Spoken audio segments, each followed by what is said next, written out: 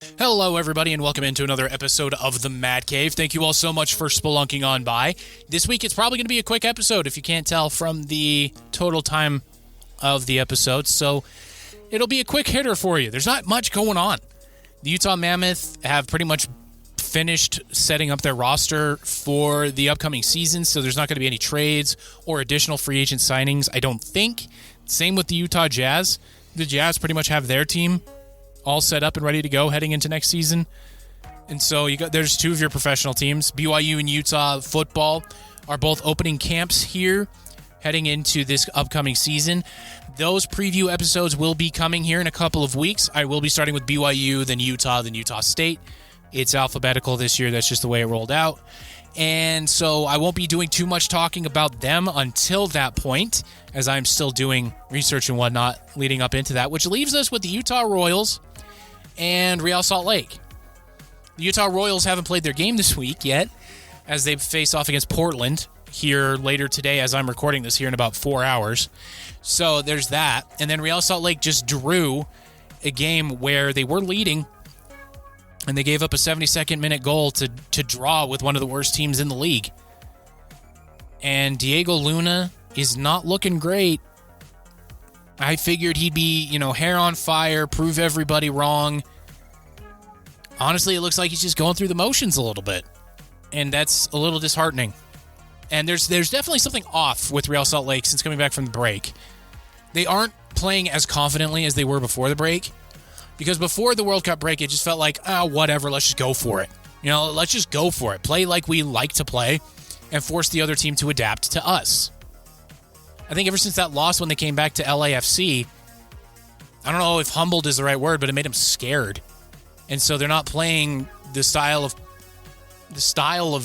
football that the head coach wants them to play. So it's a very interesting time for Real Salt Lake. They have fallen down to 5th place. And to remind you all, Real Salt Lake needs to finish in the top 7 to not have to go into that one-game playoff that MLS has for the 8th seed between the 8th and 9th finishing teams in each conference. So they're slipping, and they're slipping at a really bad time. So they draw 1-1 with St. Louis SC. Sergei Solans continues his rise, and he scores the goal for Real Salt Lake. And then 12 minutes later, they give up a heartbreaker to Marcel Hartel of St. Louis. And I'm just less than enthused watching what Real Salt Lake is doing. I'm not sure what the problem is. They just don't look confident, I think is just where it is. If you look at time of possession, which is a hollow stat, but if you do look at that time of possession, Real Salt Lake only had the ball for a third of the game. That's not great. They had 3 shots on goal, but they only won 4 corners. They only had 252 accurate passes. I mean, it's just, it seems like they're playing back instead of attacking. And so when you look at that, that's the difference between earlier this season and right now, and why Real Salt Lake is starting to slide. So they are sitting at 27 points with a +4 goal differential. That leaves them 7 back of both LAFC and Vancouver, who are setting the pace for the Western Conference. 6 back of San Jose and 2 back of Houston. So they have a lot of work to do. They're currently tied in points, but lead in overall wins over FC Dallas. They're 1 point ahead of St. Louis, and then you're looking at 8th and 9th. They're only 3 points behind Real Salt Lake. So they've got to figure it out. They're not going to be playing very many MLS games, though, because we are now headed into the Leagues Cup, which is the cup between Liga MX and MLS. It's FIFA's way of trying to create a UEFA Champions League for CONCACAF. UEFA is the United European Football Association. So all of the professional leagues over in Europe are a part of UEFA. They're trying to do the same thing over here, but there's really just Mexico and the US. And Canada is included with that. And so that's what they have is it's Mexico versus USA is where we're at. So Real Salt Lake's next few games are going to be in that. Maybe they can figure something out against Tigres, Atlante, or Juarez. We'll see. I don't think so. And then after that, it's Minnesota, FC Dallas, Orlando, and Colorado to wrap up August. There's not a lot of time. There is not a lot of time for Real Salt Lake to figure it out, but they've got to do something. And that's really where it boils down to. But now, for the Utah Royals, from being first place in the NWSL, they have fallen 7 points off the pace of Gotham FC. They are now sitting in third at 30 points with a +8 goal differential. They did lose to the Washington Spirit. That is the second place team, so that's not a terrible loss to have. But they did, like I mentioned last week, they did crush North Carolina, and they did they crushed the hopes of Orlando in winning 1-0. So the current run of form, if you're looking at the Utah Royals, isn't fantastic. It's not. It's 2-3 in their last 5. They've lost to the top 2 teams in the league. So the defense is getting healthy, though. That was the big bugaboo coming out of the break, was their defense just wasn't quite there. And so when you're looking at things like that, the Washington Spirit have Trinity Rodman, right? The talisman of the U.S. women's national team. She is just that good. So you can kind of understand them losing that particular game. But looking at the other games, they could have been winnable. And so it is getting a little frustrating, but we got to remember where Utah was picked before the season even began. That was right at the bottom of the league, bottom of the table. Like next to last, in all honesty, is where Utah was picked. So it's already a successful season. Hopefully they'll be able to draw bigger crowds. They'll be able to draw better talent. And maybe, just maybe, land a couple of really solid players. I'm not saying go after the Trinity Rodmans or the Mallory Swansons. I'm not saying that. But maybe they could get some better players. Maybe a Tobin Heath, right? Some players that could push the needle a little bit more. But for the season overall, it's a success. It is. Whether they finish out and they win every game for the rest of the year or not, they've already had a very, very good year.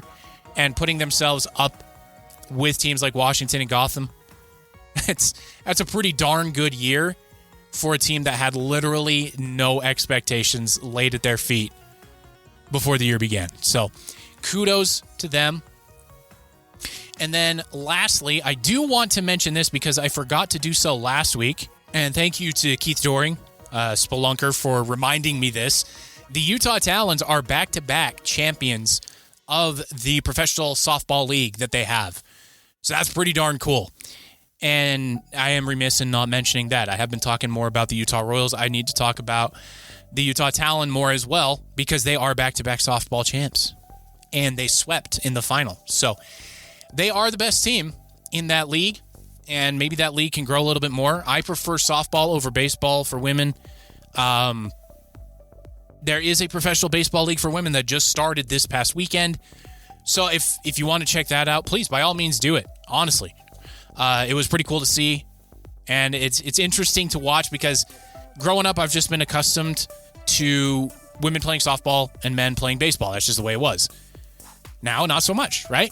And just seeing overhand pitching and all of that stuff was pretty interesting to see. So definitely give that a shout as well if you are so inclined. But thank you to Keith for reminding me that if I want to be the voice of Utah sports, I need to mention more than what I have been a little bit. At least a shout out. You know what I mean? And so there we are. Thank you, Keith, for doing that for me. Utah Talon back-to-back champs. So I did want to mention that because I was remiss in not doing so. But Utah Mammoth, like I said, they're pretty much done for the offseason, waiting until September for preseason and training camp to start.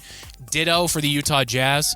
Real Salt Lake struggling. The Utah Royals, I don't want to say reverting to form, but hopefully they will be soon, right? And that about does it, really. I mean, the Bees are still playing baseball for now. If Utah can land a MLB team, I would expect the Bees to go the way of the Grizzlies and find a new home, which leads me to what I wanted to talk about the most, and that is the impending lockout. And with what just happened over this past weekend in a massive, massive trade, all but seals the deal for a lockout to come. So if you are unaware, Tarik Skubal is the best pitcher in baseball. He is. It's basically him or Shohei or Paul Skeens. Those are the three. And he was back-to-back Cy Young Award winner for the Detroit Tigers in the American League. And he's at the end of his contract. There's only a few months left on it. The Tigers didn't think they could re-sign him, and so they put him up for trade. And I guess the best offer they had come across their table was from the Dodgers. Yeah, let that sink in for a second. So, not only do the Dodgers have the NL MVP, they have the NL Cy Young Award winner, now they have the AL Cy Young Award winner. They have arguably the best first baseman in baseball. They have the best shortstop in baseball in Mookie Betts. They've got a stellar outfield. They have one of the best bullpens in baseball. So, why not? Let's just add that AL Cy Young winner to that. Let's just crown them now, shall we? And just begin the lockout early. It's ridiculous what the owners are doing in baseball. And I lay it solely at the feet of them. The Tigers did not have to trade Tarik Skubal, first of all. They didn't have to. The Tigers just didn't want to pay what he was worth. That's what it boils down to. And then the other owners didn't want to pay Skubal what he's worth. And they didn't want to give up any prospects to make it happen. So it's on the other 29 owners as well. Yeah, I dislike the Dodgers. Pretty much every baseball fan outside of LA dislikes the Dodgers. And that is, most of the time, it's a sign of your team's doing something really right because they keep winning. And then they keep getting the best talent. The way they're doing it, though, is by circumventing rules. It is. It's by taking things to the limit that the Players Union didn't think clubs would, and that is deferred contracts. You know, a 20-year contract for Shohei Ohtani where it's all deferred until the heat death of the universe. That's what it boils down to. And so we are headed towards a lockout. We are. And this is probably the last nail in the coffin. There were a few teams in on Skubal for the trade. The Braves were rumored to be in on it, the Tampa Bay Rays, even the Chicago Cubs. But none of them wanted to part with the prospects. And then none of them wanted to pony up the money to get him to sign long-term after this season ends. The only team that did so was the Dodgers. And so now what's going to happen, even after the the lockout is resolved, that roster that the Dodgers have is going to get grandfathered in to whatever is happening after the lockout with the new CBA. And so for the next decade, we're going to have this Dodgers team. It's ridiculous. And then I'm still not a fan of a salary floor because I already told you that the less than above board owners in Major League Baseball, so teams like Minnesota, teams like Tampa, Las Vegas, well, soon to be Las Vegas, the Athletics, Kansas City Royals, teams like that, what they're going to do is they're just going to give the lion's share of the money to one player and then maybe not even have that player on their roster at any point. Look at Miami's team. I told you about it before, but I'll tell you about it again. Their highest paid player is Giancarlo Stanton. Giancarlo Stanton has played for the Yankees for the past decade. And yet he's still their highest paid player. That's where we're at. And that's what's going to happen with the salary floor. They're just going to give all of that money so that they hit the salary floor to one guy, and then halfway through his first season under that contract, they're going to trade him away, but they're going to retain the salary. That's what's going to happen with the salary floor. So I'm not in favor of that. Because the owners won't sign a deal to where that can't happen. Like in the NHL, where there is a cap on how much you can pay one player. The owners aren't going to go for that. And so the players won't have any recourse other than just not playing. And who loses? We do. The fans. We lose. So there's a lot of anger going on in the baseball realm. A lot of it is pointed directly at LA. Initially, mine was as well. But then I thought about it, and it's like, these teams don't have to trade with the Dodgers. You don't have to. The phone call, the area code comes from LA. You don't take the call. You don't have to. There is nothing in the CBA, there's nothing in the bylaws of baseball, or any professional sport for that matter, that says you have to pick up the phone.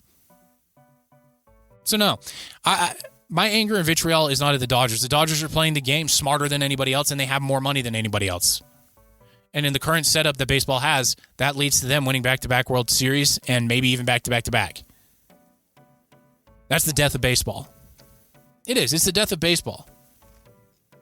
And it's a little bit different from when the Yankees were doing it in the early 2000s or like in the 40s or whatever. It's a little bit different because the sports landscape is different. There's more sports to go to now that you can just ignore baseball. Soccer's up and coming. The World Cup definitely showed that there's an appetite for soccer here in the U.S. So that'll happen, but the MLS is going to go to a schedule similar to what's happening over in Europe. So it is a wintertime game. So baseball still holds the summertime airwaves, if you want to call it that, by the throat. But do you really need to watch it? No. You can go to YouTube and you can watch preview episodes or rankings episodes of, other sports, football, basketball, hockey, soccer, stuff like that. Baseball is at a tipping point and it's about to go under. And the owners are too stupid to do anything about it. They're too greedy. And there's no right side on this. The players are too greedy as well. It's millionaires whining about how billionaires aren't paying them enough, and it's the billionaires whining about how they're overpaying the millionaires. There's no right side in this. So, I love baseball to death. I really do. I'll continue watching it. And if you don't think I don't love baseball, my favorite team is the Colorado Rockies. Yeah. And before that, it was the Chicago Cubs before they were even close to the playoffs. I love baseball. My favorite player is Mike Trout. So, I love baseball. I want to be the voice of baseball in Utah, should the MLB come. But right now, it's a very dark, dark time, and it's only going to get worse. The CBA ends at the end of the year.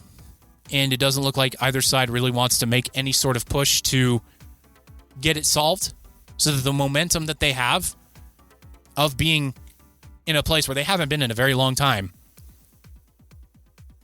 is just going to fall away. Just like it did 20 some odd years ago when that lockout happened. And all of the momentum they got from the Braves teams with Greg Maddux, the Yankees teams, even the Mariners team, gone. Poof. Puff of smoke. Because of greed. So I did want to get that off my chest to you all. It's not looking good. And I don't trust the powers that be, Rob Manfred, any of the owners, to do anything right. And they're just not going to. Other than that, there's not much left to talk about. I could talk about video games, but I don't have any money, so I haven't played any of the new ones. So I can't do any reviews for you. I can tell you one thing, though, about the new EA Sports College Football game. If you've already purchased it, you know what I'm going to be talking about here. But when it comes to Dynasty mode, where you become a head coach and you can run a program, or you start out as a coordinator and work your way up the ranks, a lot of what was already included in this single-player game has now been locked behind paywalls. Different kinds of paywalls, too. Not just here, give us your credit card so that you can get all of these nice, shiny things. It's here, give us your credit card and buy another game that you don't want so that you can get access to this other thing that will make your gameplay better. Yeah, that's EA for you. It was bound to happen. They were going to ruin it in one way or another. It just took them 3 years to get there. And they got there. They've ruined their game. They've broken it. And it's no fun. It's no fun. You can still carve out some fun in there, but that shouldn't be a sentence uttered about a video game that you're looking forward to playing. You shouldn't have to carve out a fun experience. The fun experience should just be there.